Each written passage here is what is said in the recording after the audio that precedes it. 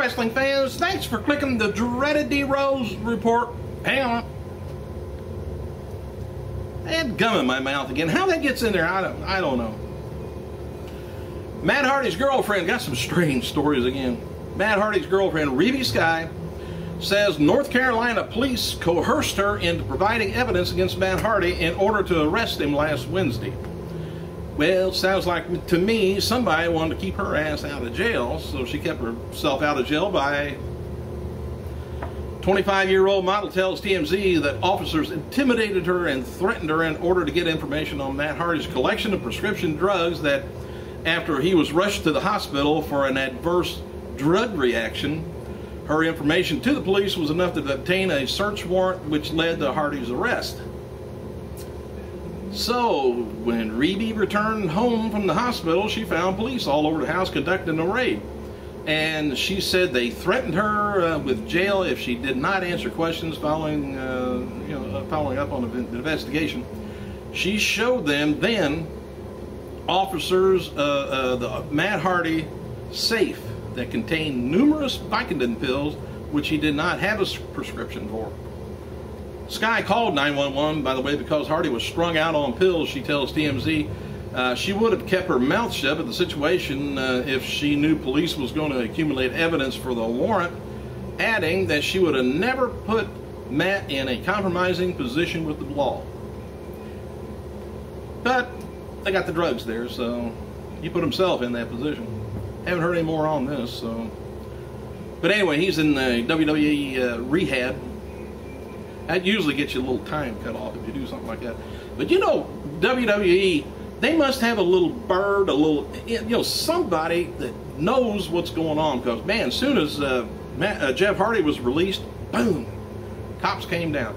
Not too long after, they must have knew something was going on with Matt, too. So they got a little bird or women's intuition that's keeping them kind of safe. So every time one of them get arrested, they always say TNA wrestler instead of WWE. Anyway, Vince McMahon, he was irate backstage at Monday's Super Show after his name was mentioned by Alberto Del Rio during a live interview. Many of the people within WWE think McMahon got upset because he is returning to TV soon and did not want his name mentioned. Alberto and the creative writer involved in the segment were both yelled at backstage by Vince. Stephanie, who was on hand for the event, attempted to calm her father down but was unable to do so. He remained temperamental for the rest of the night and was yelling at colleagues throughout the show and making life miserable for those around him, which means you're getting old, Vince. You old crotchety, cranky thing. Sit down. John Cena closed in on Ric Flair's 16 world title reign with his victory over Alberto Del Rio Sunday night of Night of Champions. The Master of Five Knuckle Shuffle has now won 12 world titles, the WWE Championship a record of 10 times, and the World Heavyweight Championship twice. Cena's last world title victory was WWE Chavo Guerrero, not over him, but the last time Sunday, anyway, when he won the title. Chavo Guerrero got steamed. Of course, he's a third-generation wrestler and has vowed to stop watching professional wrestling if he breaks Nature's record. He stated Monday on Twitter, if John Cena breaks the great Ric Flair's 16-time champion world record, I will never watch wrestling again. I'll call a boycott on Cena matches if he does. That ought to upset Vince. Well, it's going to be at least 2 or 3 people not watch his matches.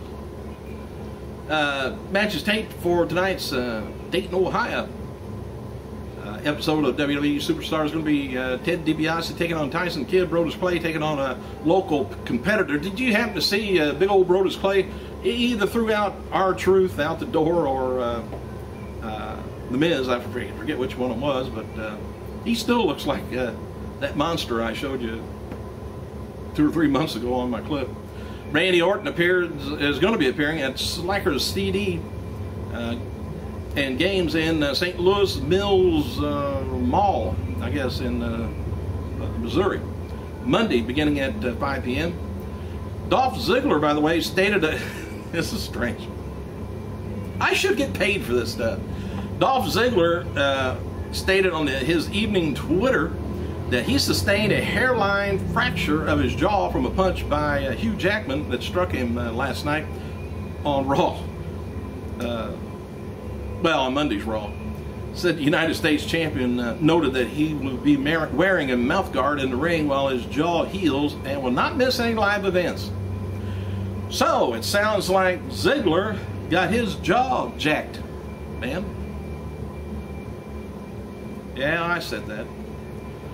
As noted before, this week's WWE Raw Super Show did a 3.0 cable rating with about 4.3 million viewers, which averaged about 4.3 million the first hour, second hour about 4.22 million viewers. The second hour went up against the History Channel's Pawn Stars, ESPN Monday Night Football, and Comedy Central's Charlie Sheen roast.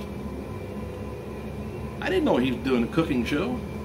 Anyway, in comparison, the Sheen roast comedy viewed mostly, you know, it was just a roast, that it did a 6.4 million viewers. Monday Night Football did about 12 million viewers, and this week's Pawn Stars averaged about 3.7 million viewers, and the season premiere of 2.5 Men did about 28 million viewers. Raw was number 3 last night on cable, right behind NFL and the Sheen roast. So they really didn't lose all that much. They lost some to the highlighted shows that was on Monday. Say, Batista.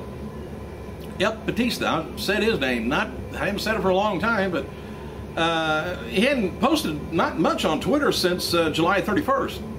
Posted an update on his whereabouts this afternoon and said something like this. He said, after undergoing back surgery, he started lifting weights again and has increased his weight to 270 pounds.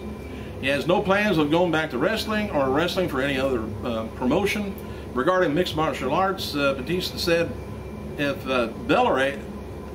Bellator is serious, he said, I would love to get in on that fight. And regarding Mason Ryan, who bears a striking resemblance to the WWE superstar, said, I'm tired of being asked about Mason Ryan. Presumably addressing WWE recent termination of Melina Perez, who Batista once had a physical relationship with. He said, I have no idea why they keep asking me about her either. Oh, by the way, the Democratic Party issues a statement against Linda McMahon after she made her 2012 Senate bid official. They said that nothing has changed with Linda since her 2012 bid, and brought up WWE, saying that it is the company that is based on sex and violence to children. So they're already on her ass, and she just the other day mentioned she was going to run again. I think she ought to save her money and just run for track or something. Hey, Sin Cara versus Sin Cara is being advertised for WWE SmackDown taping in Mexico City, Mexico, October 6th. Rather, October 16th. Fans in attendance at last night's SmackDown taping in Dayton, Ohio have sent word that the entire side of the ring that the WWE cameras are shooting from, down this way, was completely tarped off. All the fans were sitting on the opposite side of the camera, and the second SmackDown taping in recent weeks that had suffered from poor attendance also. And WWE released their hottest diva. I'm not sure whether that's all it said. There was a lot of excitement going around when word reached WWE crew that the Muppets are going to be appearing on the Halloween show. I don't know what the excitement was there. Anyway, WWE's Inside Out, starring Triple H and Michael Rappaport, is available on DVD and Blu-ray September 27th exclusively at Walmart. And WWE SmackDown Live event in Portugal for Sunday, November 13th has been canceled. On a related note, Randy Orton taking on Mark Henry was being advertised for that tour. Staying the man with the stopwatch hand said 23 minutes, 41 seconds of in-ring action on Raw. Thanks for clicking, you guys. I gotta go.